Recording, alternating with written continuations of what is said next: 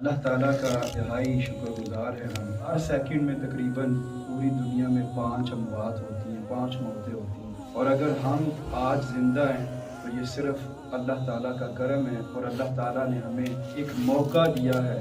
کہ ہم اس کو راضی کر لیں۔ ایک بات ہم اکثر سنتے بھی ہیں اور ہم خود بھی کرتے ہیں کہ زندگی صرف ایک دفعہ ملتی ہے،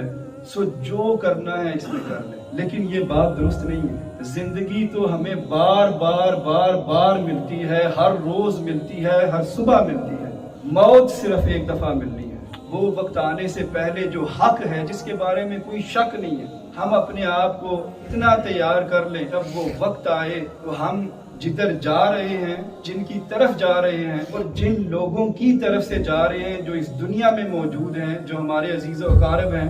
وہ بھی ہم سے راضی ہوں۔ ہم اکثر محافل میں اکثر ان لوگوں کا ذکر کرتے ہیں جن لوگوں نے اللہ کو راضی کیا اور اللہ کی مخلوق کو راضی کیا، اور اگر وہ راضی ہو جائیں تو یقین کریں ان کی رضا، ان کا راضی ہو جانا اللہ کا راضی ہو جانا۔ آج ہم ایک ایسے پیر اور ایسے مرشد کے بارے میں بات کرتے ہیں کے بارے میں رسول اللہ صلی اللہ علیہ وآلہ وسلم نے ارشاد فرمایا کہ یہ جو مرشد ہے تمہارا، یہ تمہاری جنت بھی ہے اور تمہاری دوزخ بھی ہے، کہ اگر تم نے ان کو راضی کر لیا تو پھر جنت تمہاری، لیکن یہ تیرے پیر اور مرشد راضی نہ ہوئے تو تمہاری عبادات کسی کام کی نہیں۔ اور ہم سب جانتے ہیں کہ وہ ہستی کون ہے۔ آپ صلی اللہ علیہ وسلم نے فرمایا کہ تمہاری ماں، اس کے قدموں کے نیچے تمہاری جنت ہے۔ اور اگر تم چاہتے ہو کہ تم اپنے رب کو راضی کرو تو پھر صرف اپنے باپ کو راضی کر لو، تمہارا رب راضی کا راضی ہے۔ اللہ تعالیٰ فرماتا ہے اگر تم نے مجھے سمجھنا ہے نا تو پہلے اپنی ماں کو دیکھ لو،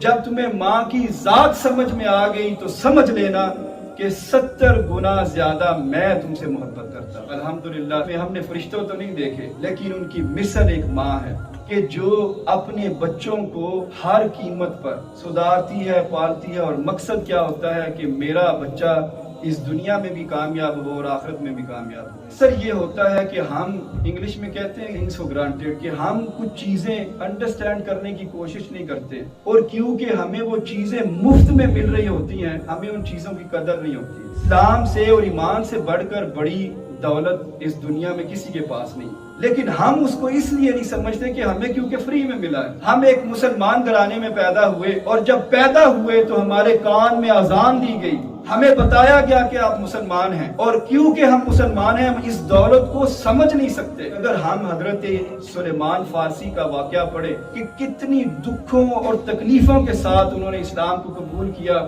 اور اصل راہ کو ڈھونڈا، تو پھر ہمیں پتا چلے گا کہ یہ جو مفت میں ہمیں ایمان ملا ہے اس کی اصل ویلیو کیا ہے۔ اسی طرح جب گھر میں ہماری مائیں ہمیں کھانا بنا کر دیتی ہیں، کپڑے استری کر کے دیتی ہیں، اسکول میں لے کے جاتی ہیں، اگر میں ساری گنتی پڑھنا شروع کر دوں تو آدھا گھنٹہ تو صرف اس چیز پر لگ جائے کہ مائیں ہمارے لیے کرتی کیا کیا ہے، لیکن ہمیں ان چیزوں کی قدر نہیں ہوتی۔ آپ سوچیں ہم ریسٹورینٹ پر اکثر جاتے ہیں نا، ادھر کھانا آرڈر کرتے ہیں تو ساتھ میں ان کے ہم بولیں گے پلیز کین آئی آرڈر دس۔ جب ہم دھوبی کے پاس جاتے ہیں تو پلیز کہتے ہیں ہمیں کپڑے دھو دیں، کپڑے دھو دیتے ہیں۔ ہم کسی انسان سے بات کرتے ہیں تو مہربانی، شکریہ ہمارے منہ سے خود ہی نکلتا ہے، لیکن جب ہم اپنے گھر میں جاتے ہیں، وہ ماں جس نے گرمی اور سردی میں چولہے کے سامنے کھڑے ہو کر 2 گھنٹے لگا کے ہماری پسند کا کھانا بنایا، اور جب ہم گھر میں انٹر ہوتے ہیں ماں کہتی ہے کھانا کھا لو، ہم پوچھتے ہیں آج آپ نے کیا پکایا ہے، اور پھر ہم کہتے ہیں آج آپ نے پھر کریلے پکا لیے، بینگن پکا لیے۔ ایک جگہ پر ہم پیسے دے کر ریسٹورینٹ میں ان کا شکریہ ادا کر رہے ہیں اور کھانا کھانے کے بعد ان کو ٹپ بھی دے کر آ رہے ہیں، لیکن ہمارے گھر میں وہی کام ہر روز ہو رہا ہے، لیکن ہم